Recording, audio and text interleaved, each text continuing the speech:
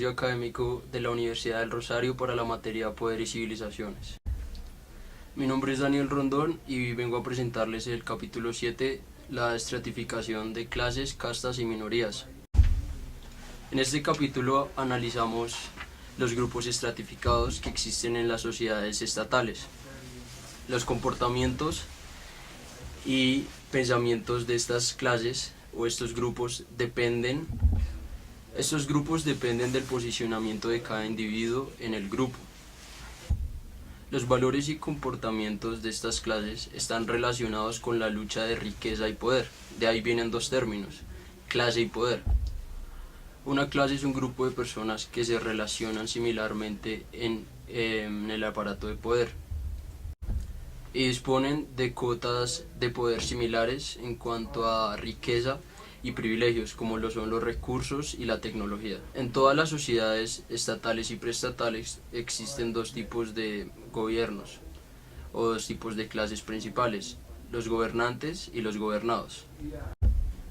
El poder es el control sobre la gente y la naturaleza. Basado en esto, podemos decir que la clase dirigente es la encargada de la producción masiva de energía y de esta.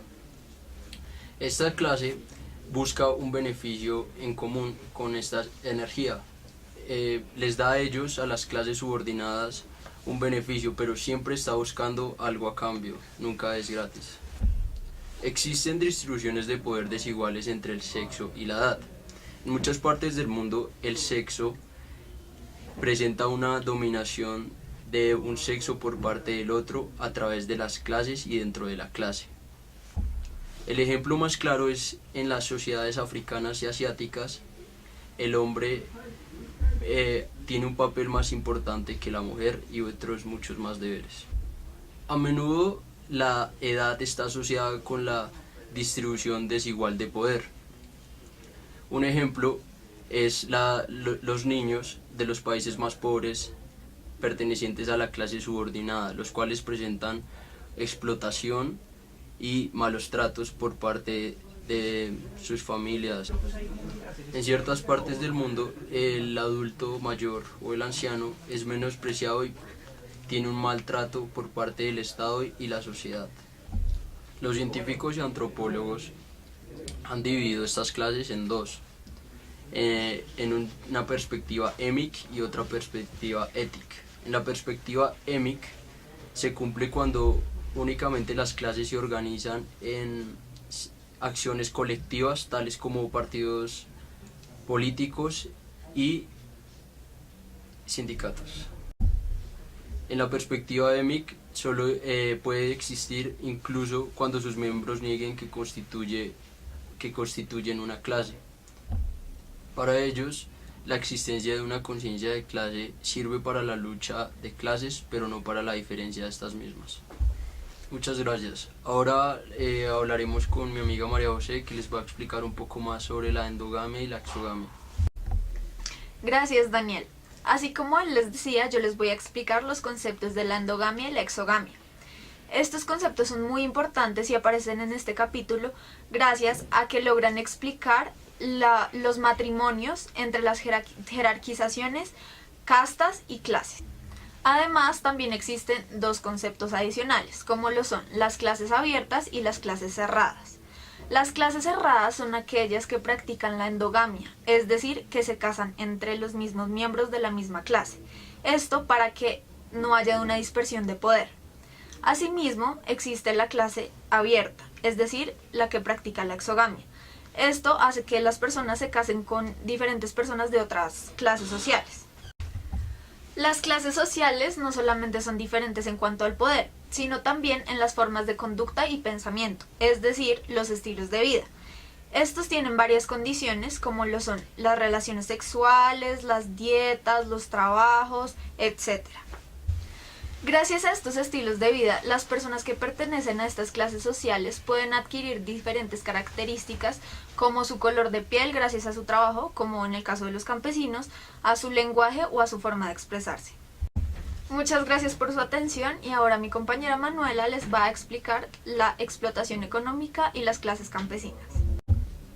Cuando una clase controla su poder, tiene la capacidad de subyugar a otra clase más débil. La explotación no tiene un significado específico, pero esta se puede identificar cuando se encuentran las siguientes condiciones. Primera, la clase subordinada es privada de las necesidades básicas. Segunda, la clase dirigente goza de abundantes lujos. Tercera, la privación de la clase subordinada se da por la negativa de la clase dirigente. Los lujos de la clase dirigente son dependientes de la clase subordinada. Los campesinos son las clases subordinadas estatales productoras de alimentos, que se caracterizan por tener tecnologías un poco atrasadas de producción.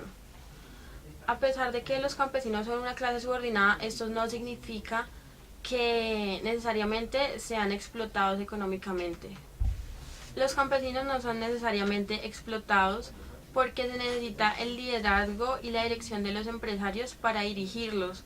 Además, la clase dirigente es la que contribuye al bienestar económico de los campesinos. Existen tres tipos de clases campesinas.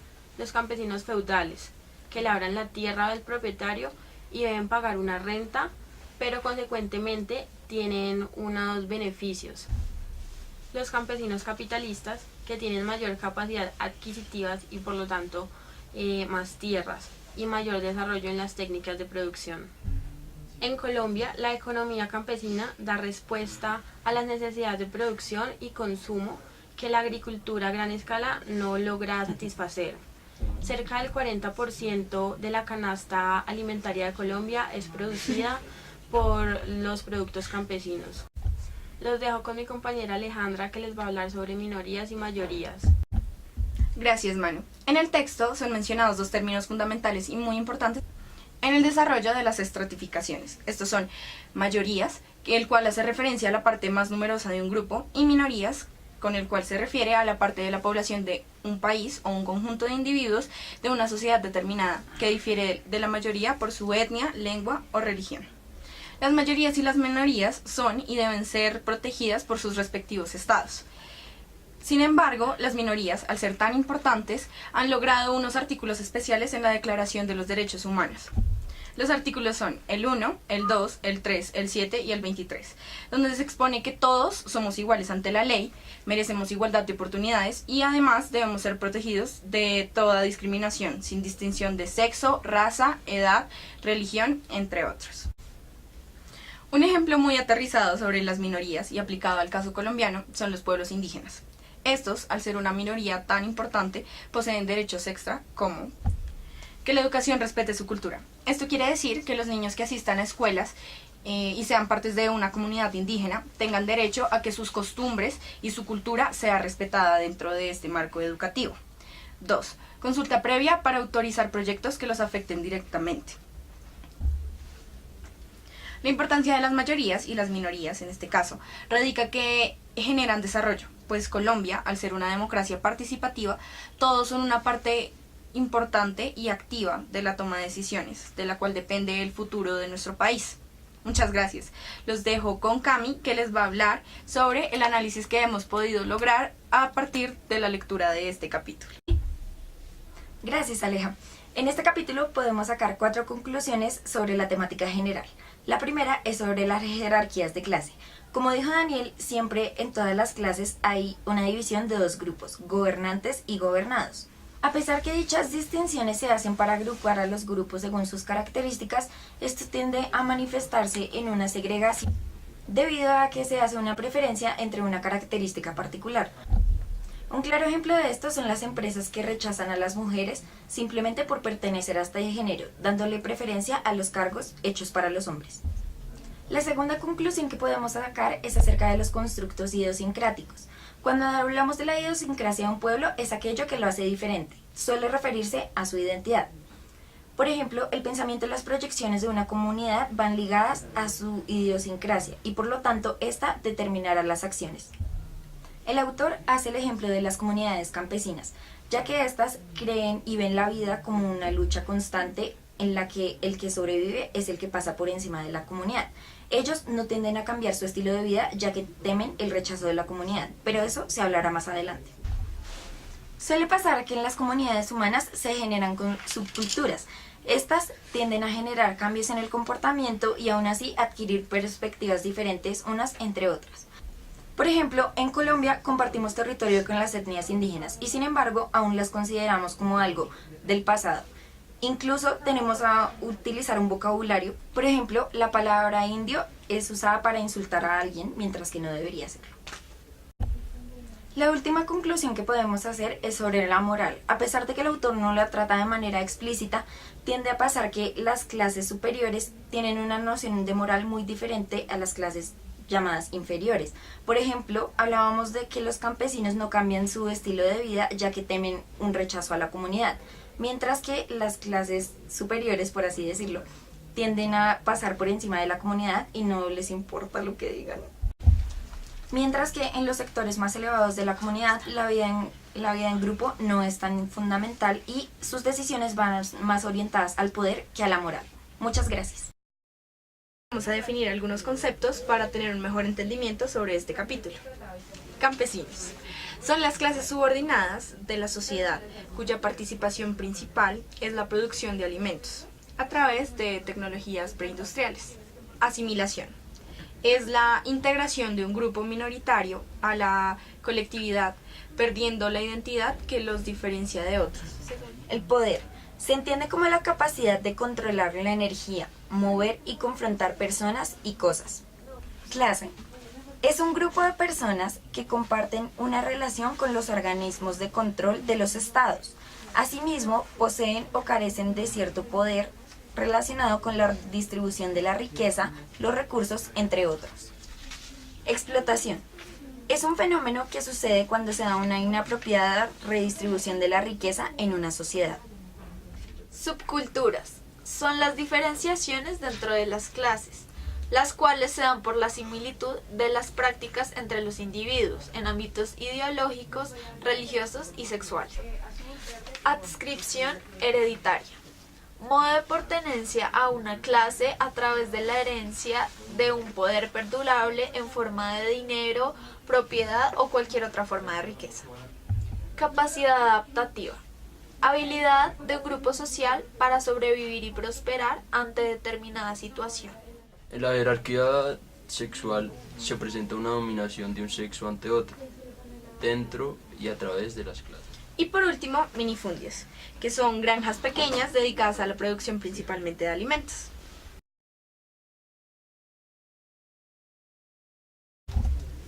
Primero, ¿cuántas clases hay de campesinos? A, 8, B, 3, C, 10. Según el capítulo 7 de Antropología Cultural, grupos estratificados, clases, castas, minorías y etnias, ¿cómo se define el poder? A. Capacidad de control. B. Acceso a los... C. Jurisdicción territorial. 3. Las sociedades se caracterizan por tener dos clases principalmente. A. Gobernantes y gobernados. B. Ricos y pobres. C. Clase media y clase alta. 4. Los campesinos capitalistas no son totalmente independientes de los terratenientes debido a que A. Los ingresos son insuficientes. B. La falta de tierras. Y C. La competencia del mercado. 5. ¿Cuáles son las fuentes de poder más importantes para las clases dirigentes? A. La energía de los recursos naturales. B. La industria y la tecnología. C. Las actividades agropecuarias y la minería. 6. Según el capítulo 7, grupos estratificados, las castas fueron desarrolladas en A. India. B. Egipto. C. 7. Según dicho capítulo, ¿qué capacidad está presente en todos los grupos y clases y permite su supervivencia? A. Adaptativa. B. De autonomía. C. De libre culto. Según el texto, se da la explotación económica cuando hay A. 4 condiciones éticas. B. Privación de necesidades. Y C. Desigualdad de clases.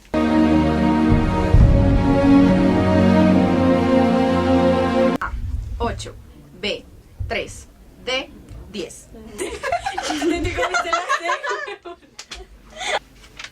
Se me olvidó. Antes que nada, me olvidó el celular.